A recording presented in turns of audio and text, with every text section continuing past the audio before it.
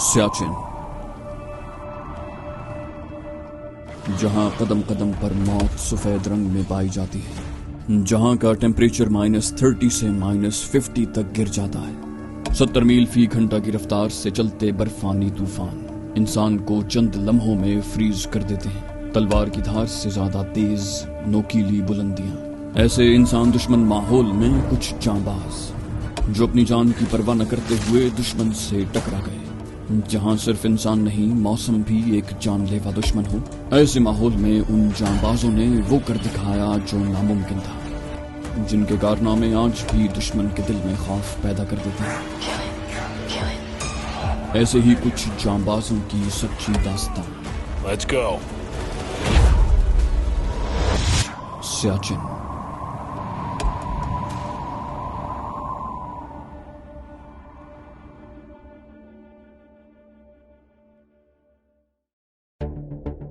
Prime minister house में नौकरी करते उसे अब 1 साल होने को आया था और उसकी शादी को 3 साल हो रहे थे जब अचानक उसे गैर मुल्की यात्रा का दौरा पड़ा। शायद उसके लाशऊर में चिंगारियां दबी ही रहती, लेकिन बुरा हो भारतीय प्राइम मिनिस्टर का जो उसे अपने गैर मुल्की दौरे पर लंदन ले गई। धन बहादुर ने उसका इंतखाब इसलिए किया था कि प्राइम मिनिस्टर को उसके हाथ का पका खाना बहुत पसंद था और गैर ममालिक में भी वो उमूमन एक आध बावर्ची जरूर रखा करती थी। लंदन पहुंचकर गुरजीत का दिल तो यही चाहा कि वो यहीं रह जाए, लेकिन बुरा हो सिक्योरिटी वालों का जो साए की तरह उससे चिमटे रहे।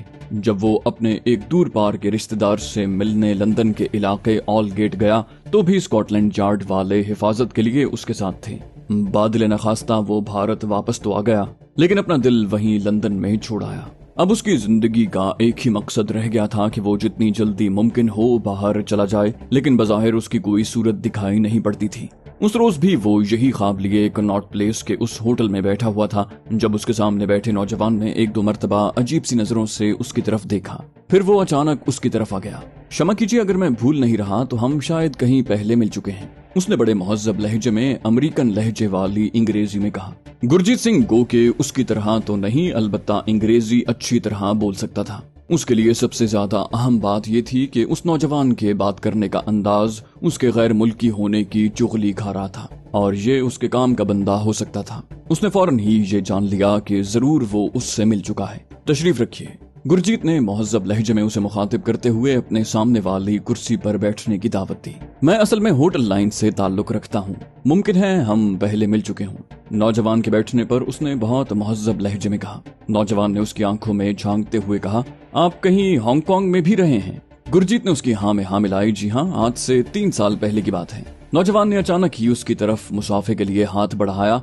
ओ वेल, मेरा नाम प्रमोद है और आप शायद गुरजीत हैं। गुरजीत हैरानी और खुशी के मिले जुले तासुरात से उसकी तरफ देख रहा था। प्रमोद की आखिरी बात ने ये तो साबित कर दिया था कि वो गुरजीत को पहले से जानता है, लेकिन गुरजीत सिंह को अभी तक याद नहीं आ रहा था कि उसने प्रमोद को हांगकांग में कहाँ देखा था। बहरहाल उसने दिमाग पर ज्यादा जोर देना मुनासिब न जाना। उसे सैकड़ों लोग जिंदगी में मिले और चले गए, यकीनन प्रमोद भी उनमें से एक था। वो बोला, मैं होटल शेरटन में कुछ दिन ठहरा था। अगर मैं भूल नहीं रहा तो जरूर हम वहीं मिले थे। दरअसल मैं भी पंजाबी हूँ और इस हवाले से दुनिया में जहाँ कहीं कोई हम जबान मिल जाए मैं उससे फ्री हो जाता हूँ। प्रमोद इस तरह तयक्कुन और एतमाद से बात कर रहा था कि गुरजीत सिंह तो क्या, दुनिया का कोई भी शख्स अगर उससे न मिला होता तो जरूर उसकी बात को सच मान लेता। गुरजीत ने पूछा, अब आप कहाँ रहते हैं? उसने छुटते ही जवाब दिया, स्टेट्स। गुरजीत अभी तक इस्तफामिया नजरों से उसकी तरफ देख रहा था। वो बोला, कैलिफोर्निया। बे एरिया में मेरे फादर की होटलों की एक चेन है, बस अपने ढाबे ही समझ लीजिए। साले गोरे पकोड़े और समोसे खाकर ही मस्त हो जाते हैं और हमने पकोड़े बेच बेच कर कैलिफोर्निया के 5 शहरों में 5 ढाबे बना लिए हैं। बेख्तियार गुरजीत के मुंह से निकला, वेल डन। प्रमोद ने गुरजीत के ऑर्डर पर मंगवाई कॉफी का घूंट हलक में उंडेलते हुए कहा, आजकल इधर आया हुआ हूँ, साला अपना कोई रिश्तेदार तो यहाँ रहा नहीं, बस मैं हूँ, चला आता हूँ कभी कभी। कुछ बिजनेस के मामलात थे, 3 साल के बाद आया हूँ। गुरजीत बोला, महाराज आप मुझे अपना बेहतरीन दोस्त पाएंगे। उसकी बत्ती सी बाहर निकल पड़ी। अंधे को जैसे 2 आंखें मिल गईं। प्रमोद उसे पहले से जानता था, अमेरिकन था। अमेरिका में उसके बाप के 3-4 भारतीय रेस्टोरेंट थे। उसने क्या लेना था? उसने दिल ही दिल में कहा, वाहे गुरु तेरी कृपा से लगता है मेरी सुनी ही गई। फिर बोला, हाँ हाँ क्यों नहीं। भाई मैं तो जिसे एक मर्तबा मिल लूं उसे भूलता नहीं। मुझे याद है वहाँ हांगकांग में भी तुमने मुझे खास तौर से दाल सब्जी बनाकर खिलाई थी। यहाँ भी जाहिर है यही काम करते होगे। ओहो यार, मैं अपना तारुफ ही करवाए जा रहा हूँ। वैसे बाय द वे तुम करते क्या हो, कहाँ हो आजकल? प्रमोद ने उससे बेतकल्लुफी से पूछ ही लिया। गुरजीत ने जवाब दिया, मैं आजकल प्राइम मिनिस्टर हाउस में कुक की जॉब कर रहा हूँ। प्रमोद ने मुस्कुराते हुए कहा, वाह भाई, फिर तो डरना चाहिए हम जैसे छोटे लोगों को। जाहिर है अब तो प्राइम मिनिस्टर तुम्हारे हाथ का खाना खाती होंगी। गुरजीत ने बदली से कहा, अरे नहीं महाराज, सच्ची बात तो ये है कि मेरा मन यहाँ नहीं लगता। मुझे तो आज भी रह रह कर अपना वही हांगकांग वाला दौर याद आता है। प्रमोद ने बज़ाहिर हैरानी से पूछा, वाकई? गुरजीत ने मुख्तसर सा जवाब दिया, प्रमोद ने अचानक ही कहा, यकीन नहीं आता। खैर देखेंगे। अब ये बताओ कि अपने हाथों की पकी सब्जी दाल कब खिला रहे हो? गुरजीत बोला, आज ही, संडे है, मेरी ऑफ है, शाम को घर आइए ना। उसने जवाब में दावत ही दे डाली और प्रमोद ने यूं उसकी दावत कबूल की कि जैसे वो अमेरिका से भारत आया ही इसलिए था कि गुरजीत के हाथ की पकी हुई दाल सब्जी खाए। दोनों काफी देर इधर उधर की मारते रहे। इस दौरान प्रमोद ने गुरजीत को उसकी मर्जी के तमाम सब्ज बाग दिखा दिए। जब दोनों शाम गए अलग हुए तो गुरजीत को यकीन हो चला था कि अब दोनों की कोई ताकत उसे अमेरिका जाने से नहीं रोक सकती। उसने दिल ही दिल में अभी से रवानगी के लिए पेश आइंदा मुश्किलात पर गौर करना शुरू कर दिया और उनका मुमकिना हल भी सोच लिया। वो जानता था कि अगर उसके इरादे की भनक भी किसी के कान में पड़ गई तो इंटेलिजेंस वाले उसकी जान को आ जाएंगे। ये बात भी दरअसल उसे प्रमोद ने ही समझाई थी। उसने वादा किया कि अगले 2 माह के अंदर अंदर उसका वर्क परमिट मंगवाकर उसे चुपचाप अमेरिका रवाना कर देगा। उसने गुरजीत से कहा था कि उसे अभी भारत में 2.5-3 माह कयाम करना है, क्योंकि शिमले में उनका एक होटल और कोठी मौजूद है और वो उसे फरोख्त करने के बाद ही अमेरिका जाएगा। प्रमोद ने बड़ी राजदारी से उसे समझाते हुए कहा था, अपने इरादे की भनक भी किसी को न पड़ने देना। मैं तो कहता हूँ अभी भाभी से भी बात न करना, औरतें बात संभाल कर नहीं रखती। कहीं ये बात तुम्हारे घर से बाहर निकल गई तो साले सिक्योरिटी वाले तुम्हारे पीछे लग जाएंगे, क्योंकि तुम एक अच्छे बावर्ची हो जिसे वो इतनी आसानी से भागने नहीं देंगे। गुरजीत ने प्रमोद की हाँ में हाँ मिलाई, बोला, आप बेफिक्र रहें वीर जी, जैसे आप कहेंगे वैसा ही करूंगा। थोड़ी देर के बाद दोनों अलग हो गए। गुरजीत ने अमेरिका जाने के जोश में प्रमोद से ये तक नहीं पूछा था कि वो दिल्ली में रहता कहाँ है। अगले रोज एक अजियतनाक इंतजार के बाद प्रमोद ने उसे अपनी शक्ल दिखा ही दी। एन उन लम्हात में जब गुरजीत मायूस हो चला था, उसे प्रमोद अपने फ्लैट की तरफ आता दिखाई दिया। गुरजीत करीबन भागता हुआ उसके इस्तकबाल को पहुंचा। प्रमोद ने उसकी शक्ल पर नजर पड़ते ही बड़े जोर और गर्मजोशी से फतह बुलाई और उससे यूं बढ़कर बगलगीर हुआ जैसे दोनों जन्म जन्म से एक दूसरे के साथ रहे हैं। प्रमोद ने कहा, क्षमा करना वीर जी, मुझे दरअसल किसी और ने नहीं, उस साले मोटर वाले ने करवाई है। उसकी गाड़ी होटल से निकलने के थोड़ी देर के बाद ही खराब हो गई और ठीक होने में 2 घंटे लग गए।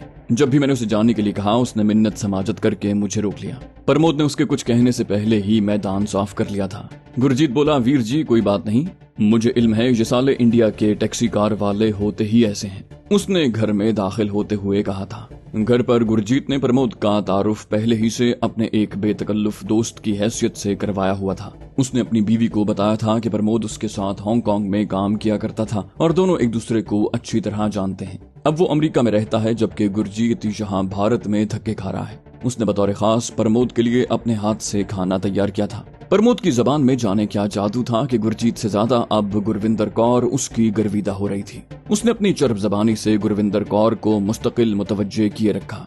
गुरजीत की बेटी बंटी तो उससे अलग ही नहीं होती थी। रात देर गए गुरजीत उसे अपनी मोटरसाइकिल पर होटल ताजमहल तक छोड़कर आया। फिर उसने उसे बताया कि वो यहाँ रहता है, अलबत्ता अपना कमरा नंबर नहीं बताया। बोला, यार मैं आजकल मैं यहाँ से चेकआउट कर जाऊंगा, साले ऊंची दुकान फीका पकवान, कोई और अच्छा होटल देख रहा हूँ। दोनों ने अगले रोज शाम गए कनॉट प्लेस के उस होटल में मिलने का वादा किया था जहाँ उनकी पहली मुलाकात हुई थी। प्रमोद ने उसे कहा था कि वो आते समय अपना पासपोर्ट भी चुपके से ले आए, लेकिन अपनी बीवी को भी इस बात का पता न चलने थे और गुरजीत सिंह ने ऐसा ही किया। वो अपना पासपोर्ट साथ लेकर प्रमोद से मिलने चला गया। ये पासपोर्ट उसने जान से लगा कर रखा हुआ था। उसकी बीवी को भी इस बात की कानो कान खबर न होने पाई। इस मर्तबा प्रमोद उससे मिला तो उसने छुटते ही कहा कि अब वो शेरटन होटल में आ गया है। उसने अपना कमरा नंबर भी गुरजीत को बता दिया और अपना फोन नंबर भी दे दिया। गुरजीत के ना करने के बावजूद आज खाने का बिल प्रमोद ने अदा किया था। उसने दमे रुखसत गुरजीत को गर्मजोशी से अलविदा कहा और उसे बताया था कि अगले 3-4 रोज में वो गुरजीत को अच्छी खबर सुनाएगा। अगले 3 रोज गुरजीत ने इंतजार की सूली पर लटक कर बिताए। तीसरे रोज शाम को अचानक ही प्रमोद का फोन आ गया। अभी तक गुरजीत ने उसे इसलिए फोन नहीं किया था कि प्रमोद ये ना सोचने लगे कि वो उससे सिर्फ अमेरिका के वीजे के लिए ही दोस्ती कर रहा है। प्रमोद ने उसका हाल चाल दरियाफ्त करने के बाद अगले रोज इतवार की छुट्टी की वजह से उसे दोपहर के बाद उसी जगह मिलने के लिए कहा था और उसके अलावा उसने फोन पर और कोई बात न की थी। वक्त मुकर्रा पर वो पहुंच गया। इस मर्तबा प्रमोद होटल के बाहर ही उसका मुंतजिर था। बोला, यार आज कहीं और चलते हैं, उसने बेतकल्लुफी से गुरजीत के कंधे दबाते हुए कहा था। गुरजीत ने मोटरसाइकिल की तरफ बढ़ते हुए पूछा, कहां? प्रमोद ने कहा, कहीं भी चलो, इंडिया गेट की तरफ चलते हैं, हमें तो कभी कभी ये जगह देखने का मौका मिलता है, जाने अब जाकर फिर भारत वापस आना होगा भी या नहीं। दोनों गुरजीत की मोटरसाइकिल पर इंडिया गेट की तरफ चल दिए। इंडिया गेट पहुंचकर उन्होंने एक कदरे महफूज कुंज तलाश कर लिया और चाय का ऑर्डर देकर वहीं बैठ गए। प्रमोद ने उसकी बीवी और बंटी समेत खैरियत दरियाफ्त करने के बाद कहा, आजकल बड़ी सख्ती चल रही है, ऐसी बात नहीं कि तुम्हारा काम नहीं होगा, लेकिन मेरी ख्वाहिश थी कि मैं अपनी मौजूदगी में ही तुम्हारा काम मुकम्मल करवा जाऊं। तुम जब चाहो अगले 3 माह के दौरान अमेरिका आ जाओ। गुरजीत कुछ घबरा सा गया। बोला, क्या मतलब? मसला क्या है? प्रमोद ने उसकी आंखों में झांकते हुए कहा, यार मसला कोई नहीं, अगर हम कानूनी तरीके से चले तो 1 से 3 माह का अरसा लगता है, लेकिन अगर तुम जरा हिम्मत करो तो अगले 1-1.5 माह में ही तुम्हारा वीजा लग जाएगा। गुरजीत की बेताबी देखी नहीं जाती थी। बोला, वो कैसे? मैं तैयार हूँ, तुम जो भी कहो मैं तैयार हूँ। प्रमोद ने कहा, देखो गुरजीत सैया, ये दुनिया मतलब की यार है, यहाँ का उसूल है इस हाथ दे और उस हाथ ले। मेरे बाप का एक मिलने वाला यहाँ अमेरिकन काउंसलेट में वीजा अफसर लगा हुआ है। मैंने उससे तुम्हारे मुतालिक बात की थी कि तुम्हारी बारी जरा जल्दी लगवा दे, क्योंकि बाकी तुम्हारी जरूरियात मैं पूरी कर दूंगा। आजकल मेरे फादर की तरफ से तुम्हारे लिए लेटर और गारंटी वगैरह भी आ जाएगी। वो साला किसी तरह मानता ही नहीं, लेकिन फिर अचानक ही उसने मुझसे काम कह दिया। उसका कहना है कि अगर तुम ये काम करते रहो तो वो अगले 3 माह के अंदर तुम्हारा वर्क परमिट भी बनवा देंगे। इस तरह तुम ग्रीन कार्ड के अहल होगे और अपनी बीवी और बच्ची समेत आसानी से अमेरिका जा सकोगे, जहां तुम्हारा ये भाई तुम्हारे लिए बाकी बंदोबस्त कर देगा। प्रमोद ने जानबूझकर बात अधूरी छोड़ दी। गुरजीत सिंह ने बड़े इश्तियाक से पूछा, क्या काम है वो बोला, मुझे तो खुद समझ नहीं आती, लेकिन उसने बताया है कि जो भी मेहमान प्राइम मिनिस्टर के साथ मीटिंग पर आते हैं उनकी फहरिस्त तुम्हारे पास किचन में भी आती है कि उनके पसंदीदा खाने क्या हैं, ताकि उनकी मर्जी के मुताबिक खाने तैयार किए जा सकें। क्या ऐसा होता है? प्रमोद ने बज़ाहिर बड़े ही मासूमाना अंदाज से इस तरह ये बात पूछी थी जैसे वाकई उसे किसी बात से कुछ लेना देना नहीं। गुरजीत ने कहा, हाँ, जब कभी कोई खुसूसी कॉन्फ्रेंस वगैरह होती है तो कोई गैर मुल्की वफ्द आए तो ऐसा होता है। प्रमोद ने अचानक ही कह दिया, दरअसल मुझे तो यार समझ नहीं आई कि वो गोरा कह रहा था कि तुम सिर्फ ये करो कि ऐसे मेहमानों की फहरिस्त उन्हें पहुंचा दिया करो। गुरजीत के चेहरे पर एक लम्हे के लिए उलझन के आसार दिखाई पड़े, जिस पर प्रमोद फौरन मोहतात हो गया। उसने कहा, यार दरअसल इन साले सिफारतकारों को ये बड़ा शौक होता है कि जिस मुल्क में वो काम करें वहाँ के बड़े लोगों से अच्छी तरह आगाह रहें कि आज भारतीय प्राइम मिनिस्टर से कौन मिला है, कल कौन मिला था, वगैरह वगैरह। मेरा ख्याल है इस तरह ये ज्यादा बाखबर होकर अपनी हुकूमत के सामने अपने नंबर बनाते होंगे। ये कौन से साले मिलिट्री के कागज हैं जो तुमने चोरी करके पहुंचाने हैं? गुरजीत उसकी बात मान गया। बोला, हाँ यार, मुझे क्या भाई, मैं सारे नाम दे दिया करूंगा। प्रमोद को यकीन हो चला था कि उसका वास्ता वाकई किसी मुकम्मल गधे से पड़ा है, या फिर उसने गुरजीत को वाकई अच्छी तरह बेवकूफ बना लिया है। उसके बाद गुरजीत से हर तीसरे चौथे रोज उसकी मुलाकात होती और वो उसे भारतीय वजीर आजम के साथ मिलने वाले उन मेहमानों की फहरिस्त कागज पर लिख कर ला दिया करता था, जो फिर प्रमोद उस पर एहसान करते हुए अमरीकी गोरे को मुंतकिल कर देता। हर मुलाकात पर वो उसे ये जरूर बताता कि अमेरिकन उसके काम से बहुत खुश हैं। 1 माह तक ये सिलसिला जारी रहा। इस दौरान प्रमोद ने उसे अमेरिका से गुरजीत के लिए आने वाला स्पॉन्सरशिप लेटर भी दिखा दिया और उससे अमेरिकी वीजा फॉर्म भी पुर करवा लिए। उसकी तस्वीर हासिल कर ली और तमाम तफसीलात भी उससे मुताल्लिक जान ली। गुरजीत भी यही समझता था कि ये सब अमेरिकन वीजे के लिए दरकार मालूमात हैं और उसे यकीन था कि जल्द ही वो दिन आने वाला है जब वो अपने परिवार समेत अमेरिका में होगा। इस दौरान हर मुलाकात पर उसे प्रमोद ये जरूर समझाता रहा कि वो अभी हरगिज किसी को अपना हमराज न बनाए, क्योंकि उसे कभी सिक्योरिटी क्लियरेंस नहीं मिलेगी और वो एक ही सूरत में अमेरिका जा सकता है कि जब उसे अचानक यहाँ से फरार करवा दिया जाए। गुरजीत ने इस दौरान कभी अपने जमीर पर कोई बोझ महसूस नहीं किया था, क्योंकि उसने अपनी दानिश में अभी तक कोई गैर कानूनी काम किया ही नहीं था। प्राइम मिनिस्टर के मेहमानों की फहरिस्त किसी को देना उसके नजदीक कोई इतना बड़ा जुर्म नहीं था। उस रोज गुरजीत सिंह खासा गुस्से में दिखाई दे रहा था। प्रमोद ने उसके सामने विस्की का पैग रखते हुए कहा, क्या बात है प्यारे, आज बड़े गर्म नजर आ रहे हो। दोनों उस वक्त प्रमोद के होटल वाले कमरे में बैठे हुए थे जहां उसने आज ताजा मेहमानों की फहरिस्त वसूल की थी। गुरजीत बोला, यार बात क्या, वो साला धन बहादुर। विस्की का घूंट हलक में उंडेलते हुए उसने हेड बावर्ची धन बहादुर को गालियों से नवाज दिया। प्रमोद ने दिलचस्पी का मुजाहिरा किया, क्या हुआ धन बहादुर को। वो खुद शराब नहीं पी रहा था क्योंकि उसने गुरजीत सिंह से कह रखा था कि अमेरिकी डॉक्टरों ने कम से कम 5 साल से उसे सख्ती से पाबंद किया है कि वो शराब को छूकर भी नहीं देखेगा, इस तरह उसकी जान भी जा सकती है। उसने अंग्रेजी जबान की किसी ऐसी बीमारी का नाम लिया था जिसका मतलब अगर गुरजीत सिंह डिक्शनरी में भी तलाश करने लगता तो शायद तलाश न कर पाता। गुरजीत बोला, साला 1 हफ्ते से टरखा रहा है। उधर गांव से बापू के 3 फोन आ चुके हैं। माँ बीमार है और बापू साला मुझे फोन पर गालियां देकर गांव आने के लिए कहता है। प्रमोद ने नया पैक तैयार करके गुरजीत की तरफ लुढ़काया, बोला, इसमें रुकावट क्या है, छुट्टी क्यों नहीं देता। गुरजीत ने पहले धन बहादुर को गालियों से नवाजा, फिर अचानक ही उसने लाशौरी तौर पर ही शायद वो फिक्रा कहा जिसने प्रमोद को चौंका दिया। बोला, साला सारी रात मुझे जगाए रखा जैसे मैंने हमला करना है पाकिस्तान पर। प्रमोद बोला, क्या मतलब पाकिस्तान पर हमला, मैं कुछ समझा नहीं। उसने हैरत अंगेज तौर पर अपने तासुरात छुपा लिए थे और अगला पैग भी तैयार कर लिया था। अब गुरजीत को वाकई चढ़ने लग गई थी। वो बोला, यार मुझे तो कुछ पता नहीं, वो क्या नाम है उसका, सियाचन, वो बर्फानी इलाका है, उस पर हमला करने की बातें साले सारी रात करते रहे और हमें सारी रात बेआराम किए रखा। गुरजीत अब खुल रहा था। प्रमोद ने फिर उसे छेड़ दिया, सियाचिन, अच्छा वो जो नॉर्थ में है बर्फानी इलाका, लेकिन वहाँ क्या ऐसा रखा है जिस पर ये लोग हमला करेंगे। गुरजीत अपनी रॉ में बोलता चला गया, मैं यार कौन सा वहाँ मौजूद था, हम तो दरमियान में ड्रिंक्स वगैरह लेकर जाते थे या फिर मैंने सुबह का ब्रेकफास्ट उनके सामने रखा था, उस पर बातें कर रहे थे। वो कुछ कह रहे थे कि ये पागलपन होगा और कुछ कह रहे थे उन साले मुसल्लों को सबक सिखाना चाहिए, अभी उनका दिमाग दुरुस्त नहीं हुआ। उधर पंजाब में वो हेराफेरी कर रहे हैं। उसकी जबान से निकला एक एक लफ्ज प्रमोद के जहन पर नक्श होता रहा। प्रमोद बोला, चलो यार जहन्नम में जाएं सब, तुम्हारा काम अगले 10-15 दिनों में बन जाएगा, मैं जाने से पहले तुम्हारे टिकट का बंदोबस्त कर जाऊंगा, बाकी जो भाड़ा करतार था। उसने सिखों के से अंदाज में कहा था। प्रमोद की ख्वाहिश थी कि अब जल्द से जल्द गुरजीत वहां से निकले और वो ये अहम खबर महफूज हाथों तक पहुंचाए। प्रमोद उसका गवर्नेम था और उसने कमाल फन का मुजाहिरा करते हुए भारतीय प्राइम मिनिस्टर हाउस के उस बावर्ची तक रसाई हासिल की थी।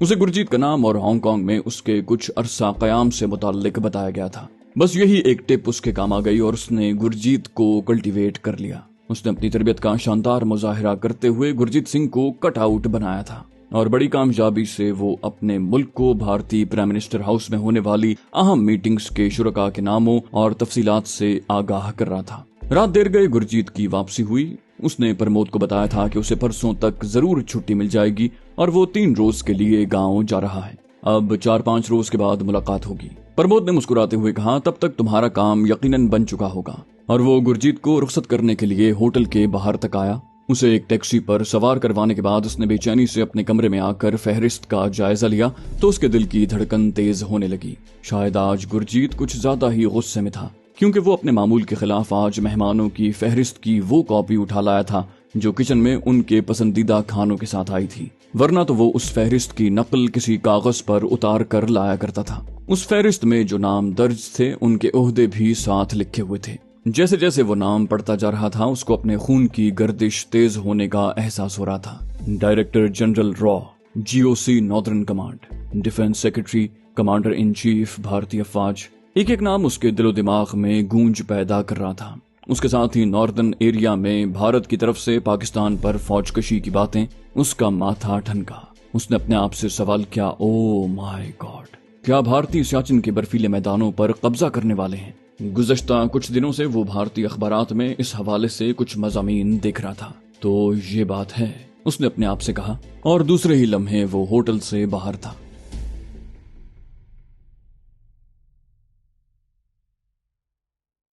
तो दोस्तों ये थी हमारी आज की एपिसोड। उम्मीद करते हैं आपको हमारी कहानी पसंद आई होगी। जाने से पहले इस वीडियो को लाइक कीजिए और शेयर करना मत भूलिए। कमेंट करके हमें बताइए कि आपको हमारी वीडियो कैसी लगी। और अगर अभी तक आपने इस चैनल को सब्सक्राइब नहीं किया तो इसे सब्सक्राइब कीजिए और बेल आइकन दबाकर ऑल नोटिफिकेशंस ऑन कर लीजिए।